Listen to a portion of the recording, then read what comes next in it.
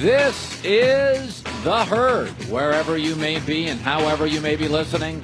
Live in Los Angeles, iHeartRadio, Fox Sports Radio, and FS1 on a beautiful Monday today. All sorts of things going on. National championship game, Nova, Michigan tonight. Talk about that in 5 minutes. Christine Leahy is joining me, of course, here on a Monday. In which she said she was tired this morning. I was tired this morning. I didn't do anything except go to a baseball game all weekend. And I did a lot this weekend, but I went to bed at 9:30. So did you. I know. Exhausted. And I'm exhausted, but I have energy because it's a great day today. And this. And I got that too. I got that too. I want to start with this. It is amazing. Life, business, Wall Street, Main Street, sports. How often the great companies, they deserve credit, but have feasted on poorly run companies. In baseball, Ted Williams, Tony Gwynn, Wade Boggs, Derek Jeter, almost nobody hits the ace of the opposing staff. You live on the number 3 guy, the number 4 starter, the number 5 starter, the middle reliever, the second best closer. Because nobody really hits great pitching, right? Nobody really hits Clayton Kershaw. And even in sports and in business, the big dogs feast on the poorly run companies. Look at sports, for instance. I mean, that Warriors dynasty. You know why that was created? Because the historically irrelevant Minnesota Timberwolves took 2 guards before Steph Curry. 2 point guards. And a dynasty was created. And the poorly run Charlotte Hornets gave up Kobe Bryant for Vlade Divac, a bag of marbles, and an end table. And the Hornets are still irrelevant, and the Lakers got a dynasty out of it. The poorly run Miami Dolphins, their doctors said no to Drew Brees. Drew Brees is still in New Orleans, setting records. Portland passed on both Michael Jordan and Kevin Durant. They're now, one's an icon, one's close to an icon, one had a dynasty. Warriors win this year, it's officially another dynasty. Carson Wentz should have gone to Cleveland, but a poorly run franchise, the Browns, passed him up. And now the Eagles, who have been relevant in the NFL for most of the last 50 years, are really, really good and Super Bowl champs. To be great, you deserve a lot of credit, but it's remarkable how often the great teams and the great businesses feast on poorly run contemporaries. And the story this morning, Peter King's column, he is being told by a source that Cleveland Browns general manager John Dorsey will not draft Sam Darnold. They'll draft Josh Allen. And who will benefit? The New York Giants, who have been relevant forever, who have 4 Super Bowl titles. They will absolutely take Sam Darnold. That's nothing against the Warriors, but they feasted on the T-Wolves. And nothing against the Bulls and Pippen, but they feasted on Seattle. Dynasties are created through hard work and mistakes of poorly run franchises. By the way, there's a real psychology here. Cleveland passed on Carson Wentz, and the Browns have very low sports self-esteem. Carson Wentz was a no-name kid, huge arm, great at the combine. Big, tall, athletic. Carson Wentz is Josh Allen, except way better. And Cleveland passed on him and was mocked, and people lost jobs, and they were ridiculed. And Cleveland is now saying, we're not going to let it happen again. What quarterback in this draft shares the most characteristics with Carson Wentz, who they passed on? Josh Allen.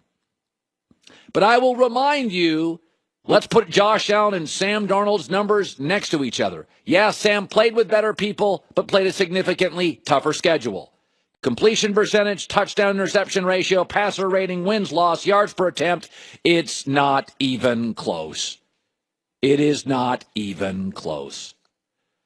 This is your classic low sport self-esteem franchise passing on Carson Wentz and trying to make amends with Josh Allen. And it is absolutely remarkable in the history of sports.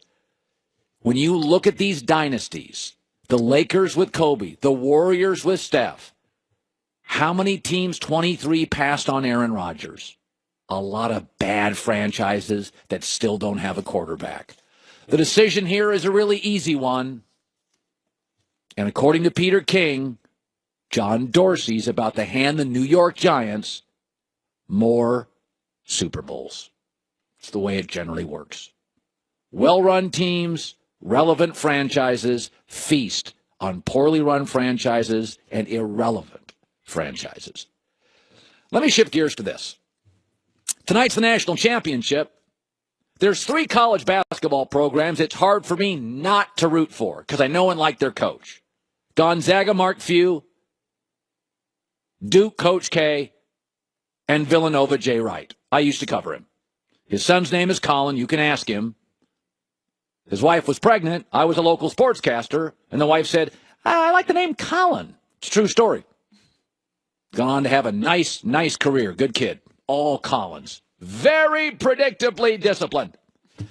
So tonight, Villanova goes in as a big favorite, biggest in years. And I think they could be in trouble. I'd like to see him win because I don't know John Beilein, though he's a great coach. But the entire Villanova brand has always been the underdog. Ohio State and Alabama football, they're the heavyweights. Duke and Kentucky and Kansas, they're often favorites. Villanova's brand is that small Philadelphia school. Biggest upset in college history, Rollie Massimino. A couple years ago, they hit a shot. Jay Wright stoic on the sidelines. They're like the little engine that could.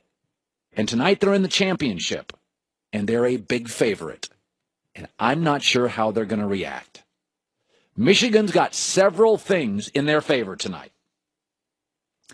A, Villanova can't shoot as well as they did against Kansas. It's not possible. And B, Michigan relies on defense and coaching. Those show up every night. Shooting does not. 5 reasons I think Michigan can beat Villanova tonight. They haven't lost since February 6th. They're the hottest team in the tournament. They've been 6-1 in close games. Villanova hasn't been in many close games. There is absolutely no pressure on Michigan. They're playing with house money. Many are surprised they're here. They're the biggest underdog in years. I think they may have the best coach in college basketball. And that's saying a lot that they may have the better coach tonight because Jay Wright may be one of the top 3 or 4. And they absolutely play as good a defense as anybody in college basketball not named West Virginia. Their brand at Villanova has been the dog, the scrappy, the little engine. For the last 24 hours, about 48 actually when the game starts, Villanova will be an absolute dominating favorite. How can you lose? Better team, more shooters, coming off a profoundly prolific night of shooting against Kansas. There is no way Villanova shoots like that. There is no way Villanova plays that well. Michigan, big dog, house money, great coach, better defense, no pressure, has made the championship game, and I would argue outside of their game against Texas A&M, has not played particularly great basketball for long stretches. I don't know if I have the guts yet, maybe by the end of the show. This is a 1 to 2 point game. I don't bet college basketball. If I did, it would all be on the Wolverines tonight. I'll take the team that plays better defense, perhaps the best situational coach in basketball, playing with a kid Von Wagner that may be the hottest player in the tournament, and a really, really difficult matchup. I think it's time for one of Joel Klatt's specialties. I think it's very, very, very close. This is my almost upset.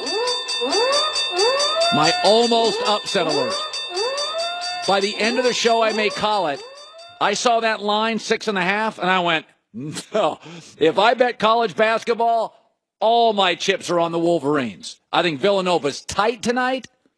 They're in a very unique situation where they're supposed to win. If they don't win, come on, way better players. It's going to be really, really interesting tonight. Coming up next, who the media likes in football are generally the guys that don't win in football. John Gruden already creating a little stir, and I love it. That's coming up. Spring is sprung. It's time for a little spring cleaning. But instead of going to the garage or instead of going to the closets, why don't you go to your dresser drawer and replace the old multi-pack underwear? It is time for a revolutionary clothing change. Tommy John underwear. Smart fabrics. Eliminates bunching, squishing, rising up. Wedgie-proof. It's committed to providing unparalleled comfort. Socks. They have them that stay up all day at Tommy John. Lightweight undershirts. Wearing one now that never comes untucked. The great thing about Tommy John, I still have most of the pairs I initially bought years ago. It doesn't shrink. Ever. Ever. Best pair you'll ever wear, or its free guarantee. TommyJohn.com, code HERD for 20% off your first order. TommyJohn.com, code HERD.